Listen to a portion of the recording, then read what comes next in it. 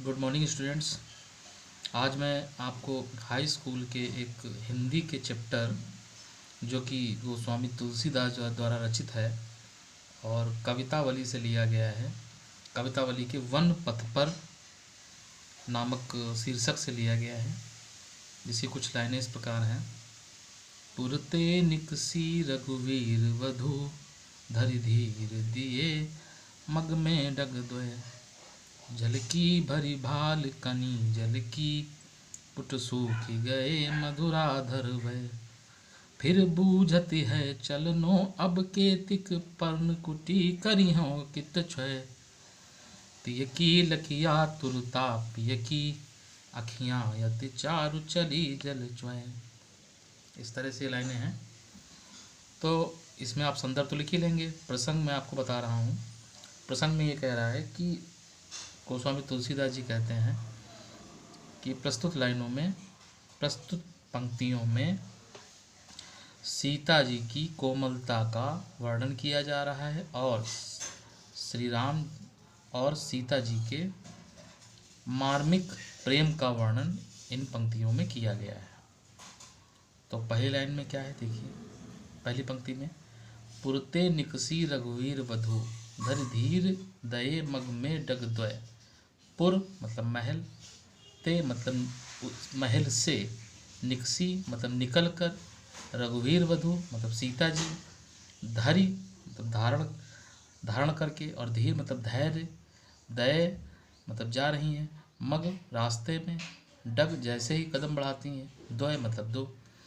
महल से निकलते ही सीता जी जैसे ही धैर्य धारण किए हुए रास्ते में दो कदम बढ़ाती हैं। झलकी भरी भाल कनी जलकी, झलकी झलक आते हैं, भरी मतलब भर कर, भाल मतलब मस्तक, कनी मतलब बूंदे, जल मतलब जल, पुट सूख गए मधुराधर भय। पुट मतलब क्या होता है? पुट मतलब होता है कि सुंदर ओठ, सुंदर दोनों ओठ, सूख गए, मधुराधर मधुर मतलब सुंदर, आधर मतलब ओठ। अब देखिए लाइन का क्या मतलब है। छलकी भरी बाल कनी जलकी, उनके मस्तक पर, उनके मस्तक पर पसीने, भाल मतलब पसीना, पसीने की बूंदें छलक आती हैं। पुट और दोनों ओठ उनके, मधुर दोनों ओठ, सुंदर दोनों ओठ सूख जाते हैं। फिर बूझत है, सीता जी पूछती हैं व्याकुलता से पूछती हैं सीता जी, थक गई हैं सीता जी इसलिए पूछती हैं।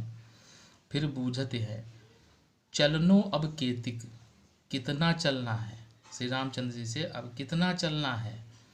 पर्ण कुटी करिहों की तो है, पर्ण कुटी मतलब क्या होता है? पत्तियों की कुटिया, पत्तियों की कुटिया आप कहाँ बनाएंगे। तियकी लखी आतुरता पियकी, अखियाँ अति चारु चली जल च्वय। तिय मतलब सीता जी, सीता जी की आतुरता मतलब व्याकुलता को, लख मतलब देख कर, पिय मतलब श्री रामचंद्र जी की आँखों में, चारु चली जल च्वय आँखों में आंसू बहना शुरू हो जाते हैं। फिर से देखिए। महल से निकलकर रघुवीर वधु सीता जी जैसे ही धैर्य धारण करके रास्ते में दो कदम चलती हैं, वैसे ही उनके मस्तक पर जल की कुछ बूंदें छलक आती हैं और उनके दोनों होंठ सूख जाते हैं। व्याकुलता से भरी हुई सीता जी पूछती हैं श्री रामचंद्र जी से कि अब कितना चलना है, आपकी पत्तियों की कुटिया कहाँ बनानी है।